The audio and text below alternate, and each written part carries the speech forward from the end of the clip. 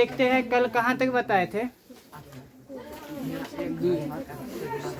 द्विघात दो चर वाले रैखिक समीकरण का नोट लिखाना था या फिर द्विघात से रेखा लिखा दिए थे। नोट लिखाए थे नोट। दो चर वाले रैखिक समीकरण का आ जाओ। अब लास्ट टॉपिक बताओ ना क्या है। लास्ट टॉपिक है दो चर वाले रैखिक समीकरण का मानक रूप लिखाए थे, वही के बाद कुछ नहीं लिखा है। हो गया। चलो नोट लिखाना, इसका बाद नोट लिखना तो अच्छा मानक रूप लिखा दे थे। ax plus B Y plus C बराबर 0, जहाँ पर a comma B comma C belongs to R but a comma B not equal to 0, ऐसा था। चलो नोट सेकेंड लिखना, नोट सेकेंड लिखना बुआ। अच्छा बता इसका हल क्या गो होगा बुआ रे? दुगो हल होगा।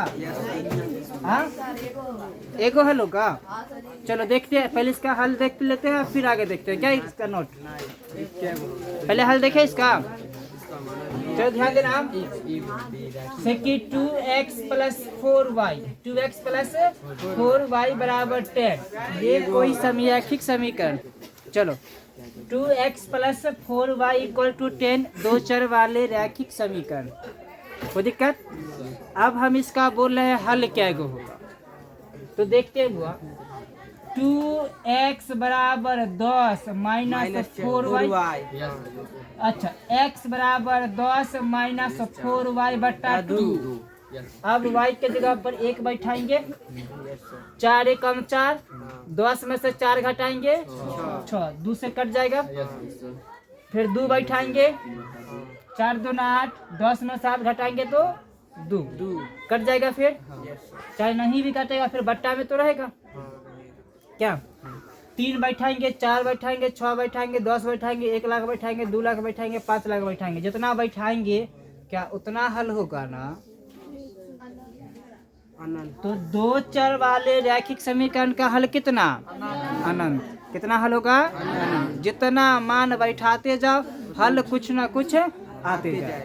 तो इसका हल कितना होगा? अनंत। इसी में बुआ क्वेश्चन में युग्म बना के दे, नहीं मतलब जोड़ा लगा के दे, तो उस समय कंडीशन अप्लाई करना होता है, जो कि आप लोग एक्सरसाइज 3.2 में या 3.2 स्टार्ट करेंगे तो उस समय आप लोग देखेंगे उसको कि किस में कितना हल होगा, क्या हल करना संभव है, क्या हल करना संभव नहीं है। ठीक है, तो नोट में लिखना दो चर वाले रैखिक समीकरण का हल अनंत होते हैं। एग्जाम में क्वेश्चन कंफ्यूज करके पूछ देता है इसे कि दो चर वाले रैखिक समीकरण हल कितने होते हैं, 1 2 3 अनंत ऐसे करके। ठीक है, आप लोग पढ़ते जो हैं तो उसको इस कदर पढ़ते हैं कि बात भूलिए जाते हैं, तो वहाँ पर हो जाता है कन्फ्यूजन कि 1 होगा कि 2 होगा कि 3 होगा। दो चर वाले रैखिक समीकरण का हल कितना होगा? अनंत होगा। क्लियर है? चलो दो चर वाले रैखिक समीकरण का युग्म लिखाए थे? नहीं। आ जाओ, हेडिंग देना दो चर वाले रैखिक समीकरण का युग्म। दो चर वाले रैखिक समीकरण का युग्म, जो अपने लोग का चैप्टर का नाम है, यही चैप्टर है ना।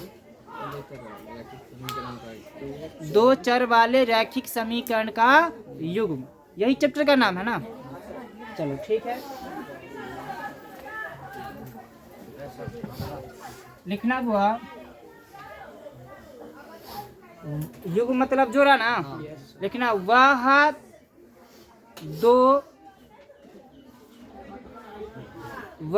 दो चर वाले रैखिक समीकरण, वह दो चर वाले रैखिक समीकरण का एक युग्म, रैखिक समीकरण का एक युग्म,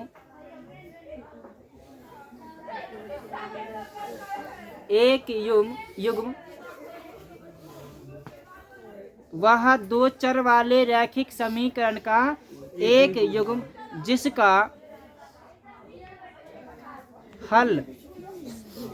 जिसका हल दोनों समीकरण में, जिसका हल दोनों समीकरण में, जिसका हल दोनों समीकरण में उपस्थित चर राशि, के लिए मान्य होता है, उपस्थित चर राशि के लिए मान्य होता है क्या लिखा हुआ, उपस्थित चर राशि के लिए मान्य होता है दो चर वाले रैखिक समीकरण का युग्म कहलाता है।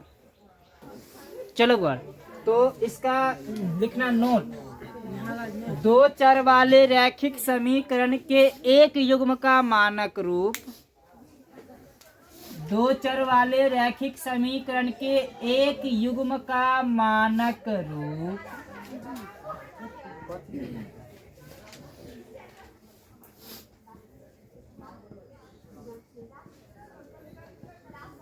दो चर वाले रैखिक समीकरण के एक युग्म का मानक रूप।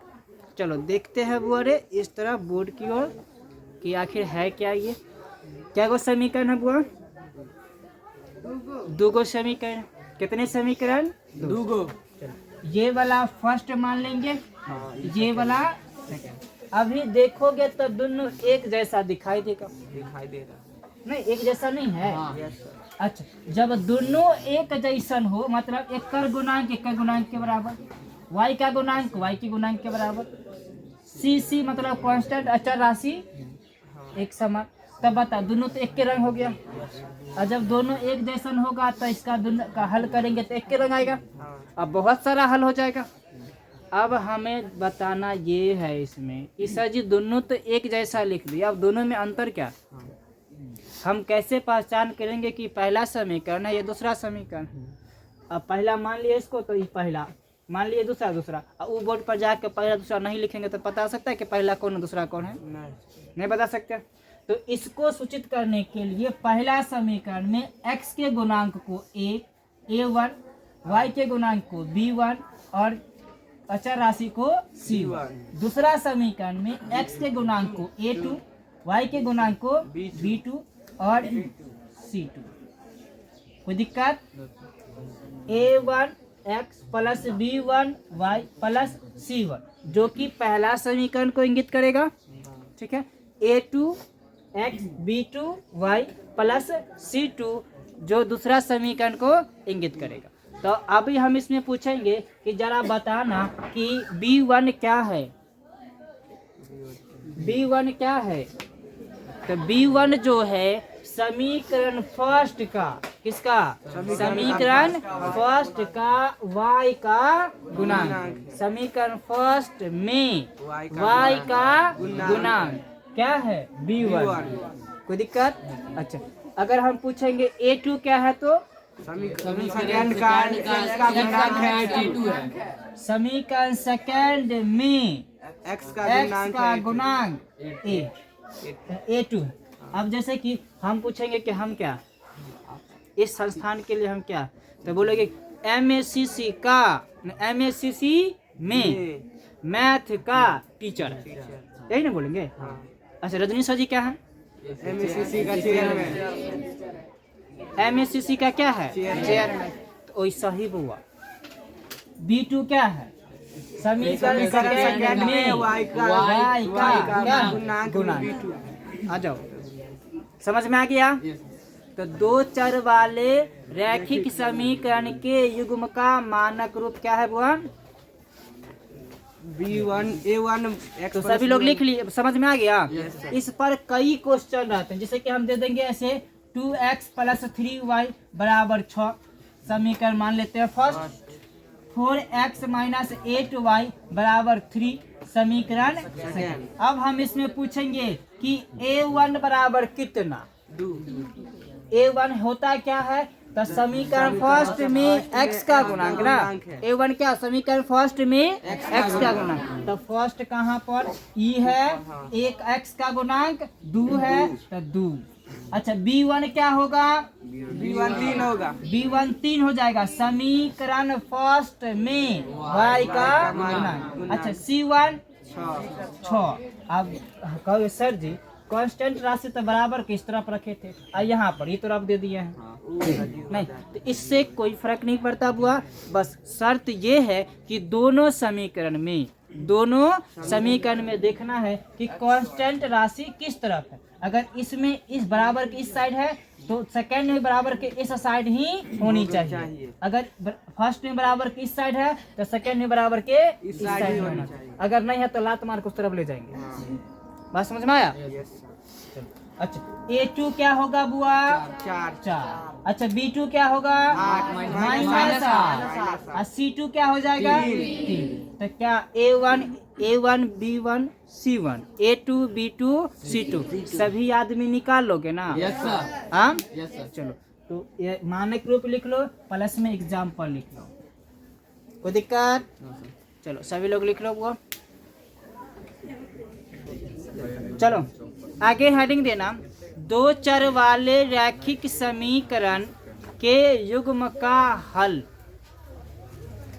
दो चर वाले रैखिक समीकरण के युग्म का हल। दो चर वाले रैखिक समीकरण के युग्म का हल वह इससे क्वेश्चन पूछा जाता। अभी जैगो लिखाएंगे उतना पढ़ते पढ़ते हमारा चैप्टर ही खत्म हो जाएगा, ठीक है। और उतना से करीब करीब 20 से 20 नंबर क्वेश्चन करीब करीब पूछा जाता। 20 नंबर क्वेश्चन होता है, क्वेश्चन है नहीं है, होगा, हमको पता ना। सभी लोग लिख लिया, दो चर वाले रैखिक समीकरण युग्म का हल। बोले अब इसमें एक क्वेश्चन को 5 विधि से बनाएंगे, ठीक है, 4 या 5, कम से कम तो 4 विधि से कन्फर्मेशन, ठीक है। तो देखते हैं, पहला विधि है ग्राफ विधि। ग्राफ विधि एग्जाम के लिए VVI क्वेश्चन, ठीक है, या आलेख विधि। आलेख विधि 5 नंबर का क्वेश्चन हर साल पूछा जाता है। 5 नंबर का क्वेश्चन हर साल पूछा जाता है और हर साल के भांति तू लोग के टाइम में भी पूछा जाएगा। 5 नंबर का अब पहले क्वेश्चन आता है, ठीक है, पहले क्वेश्चन ग्राफ विधि से निम्नलिखित समीकरण का हल कर, ठीक है। चलो दूसरा अपने लोग को पढ़ना है प्रतिस्थापन विधि, ठीक है। तीसरा पढ़ना है विलोपन विधि या लुप्तीकरण विधि। विलोपन विधि या लुप्तीकरण विधि। चौथा पढ़ना है वर्ज गुणन विधि। क्या लिखाता है?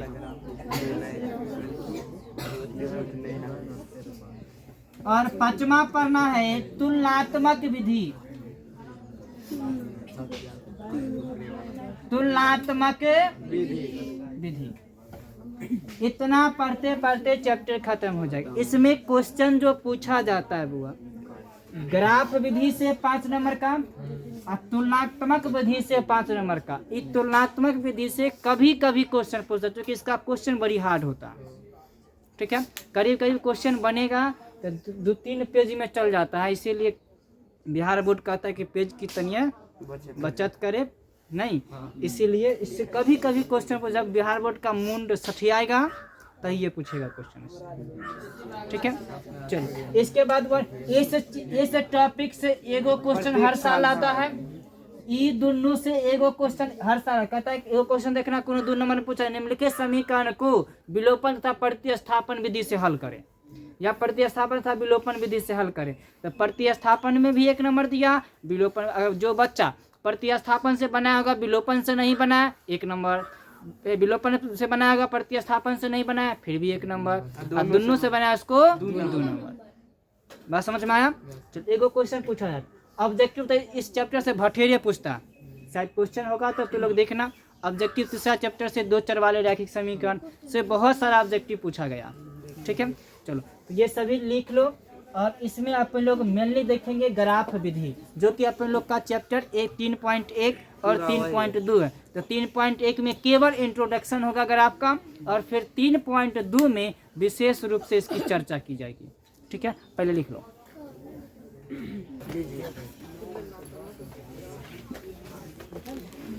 सभी लोग एक्सरसाइज 3.1 पलटाना हुआ। जैसे जैसे अपन लोग एक्सरसाइज पढ़ते जाएंगे वैसे वैसे विधियां आती जाएगी। हम प्रत्येक विधि का कैसे कैसे काम करेंगे प्रत्येक विधि में हम बता देंगे। ठीक है, एक एक बात लिखवा देंगे। अभी अपने लोग को क्वेश्चन का प्रैक्टिस करना है जो 3.1 का रहा। ठीक है, अजीब ढंग का क्वेश्चन है। सभी लोग क्वेश्चन को कम से कम 2-3 बार पढ़ो। 2 बार कम से कम पढ़ो तो क्वेश्चन को 2 बार क्वेश्चन को पढ़ो तो। चलो क्वेश्चन देखते हैं। बुआ जो भी क्वेश्चन होगा भाषा का उस क्वेश्चन में ढल जाना, क्वेश्चन बड़ी आसान हो जाएगा। नहीं क्वेश्चन में नहीं ढलेगा तो क्वेश्चन शायद बनेगा तुम लोग से। चलो देखते हैं बड़े मतलब इमेजिंग करना कि जो भाषा क्वेश्चन में बोल रहा है उस जगह पर अपना जीवन का रियलिटी वाला बात है। ठीक है ना, इमेजिंग करोगे तब जाके मैथ बनेगी अन्यथा नहीं बनेगी। ठीक है, थोड़ा सा इमेजिंग करके इस क्वेश्चन को बनाते हैं। आफ्ताब अपनी पुत्री से कहता, तो मान लेते हैं कि आफ्ताब हम हैं। ठीक है, मेरी कोई पुत्री है। ठीक है, आफ्ताब अपनी पुत्री से कहता है कि 7 वर्ष पूर्व मतलब पहले। अब एक चीज याद रखना, पूर्व या पहले बोलेगा तो माइनस का उपयोग करना है। ठीक है, बाद या पश्चात बोलेगा तो प्लस का। पूर्व या पहले बोले तो माइनस, बाद या पश्चात बोले तो। चलो देखते हैं। 7 वर्ष पूर्व मैं तुमसे 7 गुना आयु का था। ठीक है, अभी जो मेरा उम्र है अभी से 7 वर्ष पहले, तो मान लेंगे अभी मेरा उम्र x है। अब मेरे पुत्री का y, मेरा उम्र x मेरे पुत्री का प्रेजेंट में है। तो कहता है हम अपने पुत्री को कहते हैं कि अभी से 7 वर्ष पूर्व मतलब अब से 7 वर्ष पूर्व तो मेरा जो उम्र था मतलब मैं तुमसे 7 गुना क्या था 7 गुना था आयु मतलब कि प्रेजेंट में x तो उसको 7 वर्ष पहले तो 7 माइनस x। अच्छा, 7 वर्ष पहले जो मेरा उम्र होगा तो क्या उस समय मेरी बेटी का उम्र केवल y होगा? उसका भी ना 7 वर्ष का कि हम बोले अभी से 5 वर्ष पहले हम मेरा उम्र तुम्हारे उम्र का 2 क्या कहते हैं तुम्हारे उम्र से 2 वर्ष अधिक था। तो 5 वर्ष बैक हम अपना जाएंगे तो 5 वर्ष बैक तो लोग का भी ले जाएंगे। तभी ना संभव है कि प्रेजेंट में 5 वर्ष बैक जाएंगे तो मेरा उम्र हो जाएगा 19 वर्ष। ठीक है, और तुम लोग का बोले अभी का एज जो होगा बोले तुम लोग का 15 वर्ष होगा। ठीक है, कितना वर्ष होगा? 15 वर्ष। तो हम कह सकते हैं कि 5 वर्ष पहले मेरा उम्र तुम लोग के उम्र का से 4 वर्ष अधिक था। नहीं, अच्छा प्रेजेंट वाला टाइम से हम घटाएंगे कि उतना ही रखेंगे? घटाएंगे। अब 5 वर्ष कम हम हुए तो 5 वर्ष कम तुम लोग को भी करेंगे। प्रेजेंट में मेरा है x और मेरे पुत्री का y। मेरा x मेरे पुत्री का y। 7 वर्ष पूर्व 7 वर्ष पूर्व तो 7 वर्ष बैक हम जाएंगे तो 7 वर्ष बैक तो हम अपनी पुत्री को भी ले जाएंगे। तो क्या होगा 7 वर्ष पूर्व हमारे पुत्री का उम्र x माइनस 7 कहता y माइनस 7। तब देखो क्वेश्चन कहता है कि आफ्ताब अपने पुत्री से कहता है कि 7 वर्ष पूर्व मैं तुमसे 7 गुना आयु का था। नहीं तो 7 वर्ष पूर्व आफ्ताब का आयु ये वाला उसके पुत्री का आयु ये। तो 7 वर्ष पूर्व आफ्ताब का जो आयु था 7 गुना अपने पुत्री के आयु का क्या था 7। समझ में आया ये चीज कि नहीं आया? अब इसी को थोड़ा हल करेंगे तो x माइनस 7 बराबर 7y माइनस 4। इसको खींच के इधर लाएंगे तो x माइनस 7y बराबर माइनस 49 प्लस 7। कांस्टेंट राशि को एक तरफ तो x माइनस 7y बराबर माइनस 42। समीकरण फर्स्ट भाषा समझ में आ रहा है? Yes sir. चलो इसके बाद क्वेश्चन सेकंड कहता है अब से 3 वर्ष बाद मैं तुमसे केवल 3 गुना आयु का रह जाऊंगा। नहीं, अब से 3 वर्ष बाद तो प्रेजेंट में x, 3 वर्ष बाद तो x प्लस 3। अच्छा, जब मेरा उम्र बढ़ेगा तो क्या मेरे पुत्री का उम्र नहीं बढ़ेगा? उतने पर रुकल रहेगा? बढ़ेगा। चलो तो हम, मेरा उम्र कितना बढ़ा? 3 वर्ष। तो मेरे पुत्री का भी बढ़ेगा 3 तो 3 वर्ष बाद, ठीक है, कहता है कि 3 वर्ष बाद मैं तुमसे केवल 3 गुना आयु का रह जाऊंगा।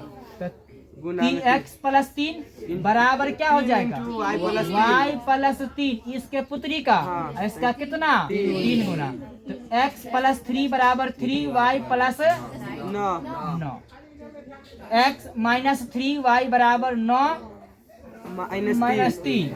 तो x माइनस 3y बराबर समीकरण समझ में प्लस हो जाएगा 6।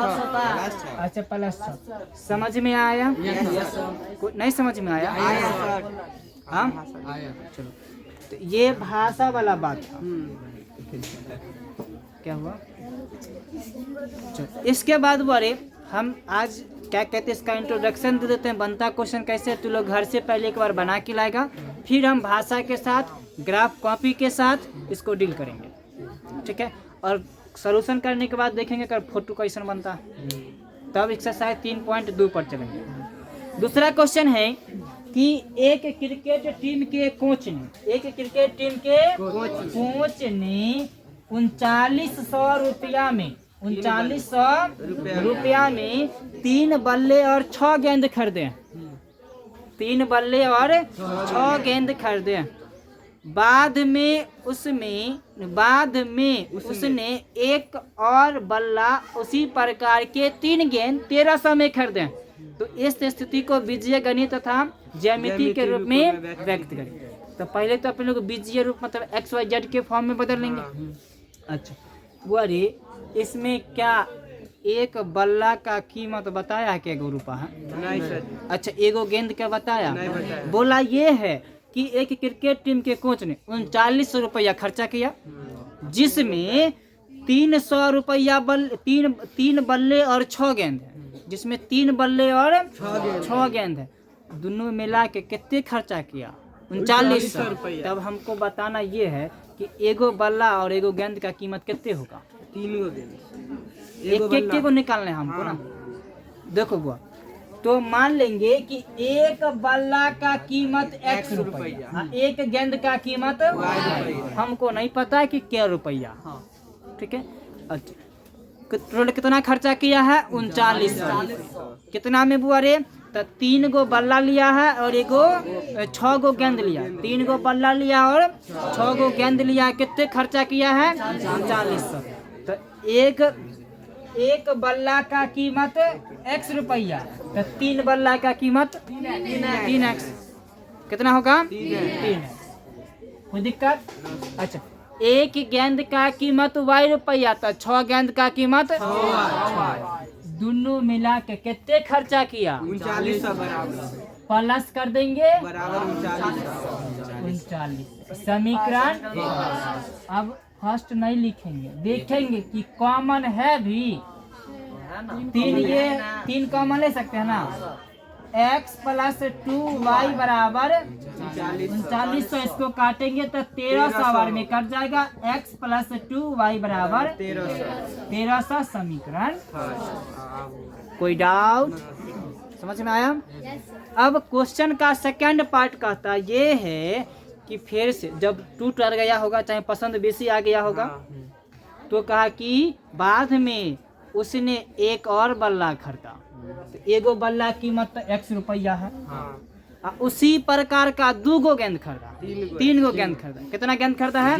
3 गेंद खरीदा। अरे किसी के कोनो किताब में 2 लिख लो है? हाँ कोनो किताब में 2 लिखल है? तो जिसमें 2 लिखल होगा 2 समझना, जिसमें 3 लिखल होगा 3 समझना। लेकिन दोनों में अंतर हो जाएगा बुआ। सर जी 3 मारी है ना। तीन मारी है। अच्छा तीने कर लो सभी लोग, 3 है सर। ठीक है। अच्छा कितना खरीदा बुआरी ध्यान दो, 3 पर नहीं बनेगा, 2 पर बन जाएगा, बना 2 पर। सभी लोग 2 कर लेना। तो देखते हैं उसी प्रकार का, फिर बातचीत का ध्यान दो। उसी प्रकार का 2 बल्ले, उसी प्रकार का 2 गेंद, एगो बल्ला तो खरीदा, एगो बल्ला कीमत x रुपया। और उसी प्रकार का जैसे पहले खरीदा था हुड का या कुछ का नहीं होता है, सूर्यार का गेंद, मानी ने दी थी। किसी चीज का एगो गेंद खरीदा, क्या को 6 गो खरीदा था ना, यस सर। तो 6 गो गेंद खरीदा।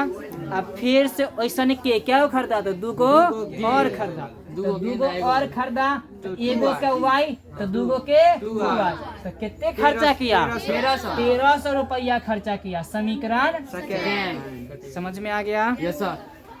तो यही समीकरण युग्म है, मतलब कि क्या कहते हैं बीज गणितीय रूप यही है। और इसको हमें बताना है ग्राफीय रूप में, ज्यामितीय रूप में। तो जिसको ग्राफ को पिलाएगा तब ना होगा सलूशन, एगो से थोड़ी ना होगा। कल होगा रहने। चलो कल होगा इसका सलूशन। तीसरा क्वेश्चन देखे इसका, तीसरा देखे, तीसरा क्वेश्चन देख।